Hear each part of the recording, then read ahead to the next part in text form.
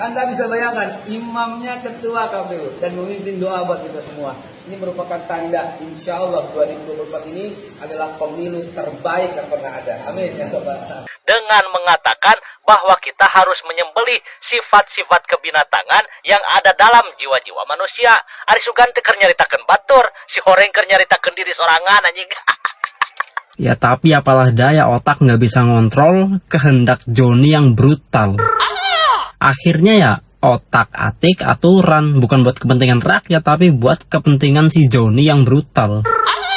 Lagian pakai alasan saya akan nikahin, buset. Bapak ini waktu muda gak pernah bandel ya. Itu alasan, itu dipakai di kalangan anak SMA sampai kuliahan. Kok baru dipakai di usia aki-aki? KPU itu singkatan dari Komisi Pemilihan Umum, bukan ketuanya pencoblosan. Assalamualaikum warahmatullahi wabarakatuh. Kembali lagi di channel Prayoga Muhammad. Gimana kabar kalian semua? Semoga baik-baik saja ya, dan dilancarkan segala rizkinya. Setelah ramainya kasus Hasyim Asyari, ketua KPU yang akhirnya dipecat, ya kan, karena kasus asusilanya. Dan ini ada video ramai lagi di mana Babe Haikal pernah memuji ketua KPU ini, di mana ketua KPU ini menjadi imam di salah satu masjid, dan di situ Babe Haikal sempat mampir dan setiap melewati tempat itu pun beliau mampir. Nah, akhirnya Babe Haikal mengatakan bahwasanya pemilu di tahun 2024 ini adalah pemilu terbaik karena KPU-nya sendiri adalah orang yang benar-benar mengenal Tuhannya dan orang yang benar-benar soleh. Nah teman-teman semua, sebenarnya bukan masalah ya beliau menjadi seorang imam ataupun seseorang yang bisa khutbah di sholat Idul Adha atau bagaimanapun. Tapi yang jadi masalah adalah perilakunya sendiri, yang dimana saat ini rakyat Indonesia tahu kelakuan dari Hasyim Asyari. Tentu hal ini sangat memalukan sekali ya. Tapi teman-teman semua, netizen mengatakan Hasyim Asyari ini dipecat karena misinya sudah selesai. Ada juga yang mengatakan Hasyim Asyari ini dipecat karena pidatonya, khutbahnya di Lebaran Idul Adha kemarin di depan Pak Jokowi. Ya begitulah teman-teman semua. Oke teman-teman semua, kita langsung saja lihat komentar dari para netizen dan juga Babe Haikal. Ini dia videonya. Saya dari putaran Menteng, kalau pulang kemana-mana takut terlambat, akhirnya sholat Jumat di sini, dan ternyata imamnya ketua KPU. Bayangkan itu, Anda bisa bayangkan, imamnya ketua KPU dan memimpin doa buat kita semua. Ini merupakan tanda insya Allah 2024 ini adalah pemilu terbaik yang pernah ada. Amin ya Bapak. Ya. Tapi kalau udah tahu kayak gini, lalu pemilu 2024-nya adalah pemilu yang kalian sendiri yang bisa menyimpulkan. Kita lanjut lagi. Lain bos, bahasa kemarin tanya ketua KPU Pak Hasyim Asyari khutbah Idul Adha di hadapan Pak Presiden Joko Widodo dengan mengatakan bahwa kita harus menyembelih sifat-sifat kebinatangan yang ada dalam jiwa-jiwa manusia. Ari Sugan teu keur nyaritakeun batur, si Horeng keur nyaritakeun diri sorangan anjing. Bangkai.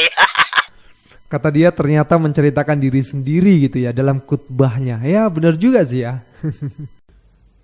Orang diberi kekuasaan itu karena punya otak. Ya tapi apalah daya, otak nggak bisa ngontrol kehendak Joni yang brutal. Akhirnya ya otak atik aturan, bukan buat kepentingan rakyat tapi buat kepentingan si Joni yang brutal. Abis dipecat mau ngapain kira-kira nih? Jadi kader PSI cocok kali ya. Aman ya, ketua KPU dicopot dari jabatannya karena melakukan pelecehan seksual. Buset, pengen gue sentil nih amandalnya. Pak, Bapak ini selalu lolos dari masalah pilpres dan pilkada, kok bisa jatuh di masalah wanita? Pakai ngomong segala my love lagi. Pak, itu merek Spring Bed. Lagian pakai alasan saya akan nikahin, buset. Bapak ini waktu muda gak pernah bandel ya. Itu alasan, itu dipakai di kalangan anak SMA sampai kuliahan. Kok baru dipakai di usia aki-aki? KPU itu singkatan dari Komisi Pemilihan Umum, bukan ketuanya pencoblosan. Pak, yang namanya kecurangan itu terstruktur, sistematis, dan masif. Itu kecurangan. Bukan modus Bapak ke cewek itu terstruktur, sistematis, dan masif. Lagian Bapak harus ingat, ketua KPU itu tugasnya adalah memastikan masyarakat melakukan pemilu dan pencoblosan dengan baik. Bukan memikirkan Bapak sendiri melakukan pencoblosan dengan baik. Set dah 4 miliar. Kalau gua meneh aja Pak jadi bapak nih ya, gua download aplikasi hijau, timbang satu cewek 4 miliar. Cuman 300.000 Pak, 100 meter Sherlock. Kemahalan 4 miliar. Same aja apa nih Pak? Mainnya kurang jauh Bapak. Ya. Kaget kali ya, baru pegang duit banyak. Lagian siapa yang milih sih itu dia. Ciluk. Ya. Ketua KPK dipecat. Ketua KPU dipecat. Ketua MK dipecat. Jangan sampai negara lain pada tahu nih. Diem-diem aja ya. Malu ini. Mau ditaruh di mana nih muka Indonesia? Masa penegak hukum? Aduh, pada dipecat. Banyak banget kasusnya romannya. Kalau milih apa-apa jangan yang banyak kasus. Begitu tuh jadinya tuh.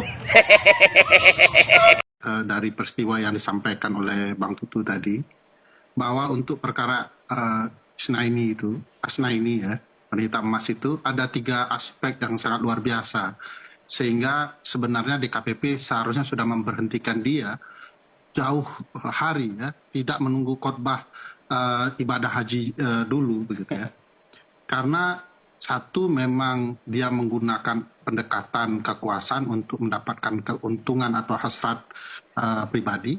Kedua, ada konflik kepentingan karena Asnaini adalah ketua partai tertentu dan ketika itu mau proses verifikasi partai dan segala macam.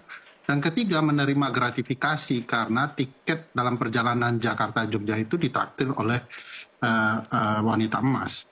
Jadi ada aspek yang banyak yang sebenarnya bisa diberikan sanksi untuk ketua KPU, bahkan juga untuk penyelenggara pemilu yang lain. Bagi saya memang bisa dikatakan putusan DKPP itu telat, banyak hal yang patut dipertanyakan. Meskipun kita harus apresiasi putusan hari ini, tentu ini putusannya juga tidak mudah kalau kemudian kepentingan politik selalu ingin punya kepentingan melindungi jajaran pimpinan KPU. Itu bagi saya jawaban yang paling mudah menggambarkan kenapa dulu tidak dihukum berat, sekarang dihukum berat, karena kepentingan politik sudah meninggalkan hasil.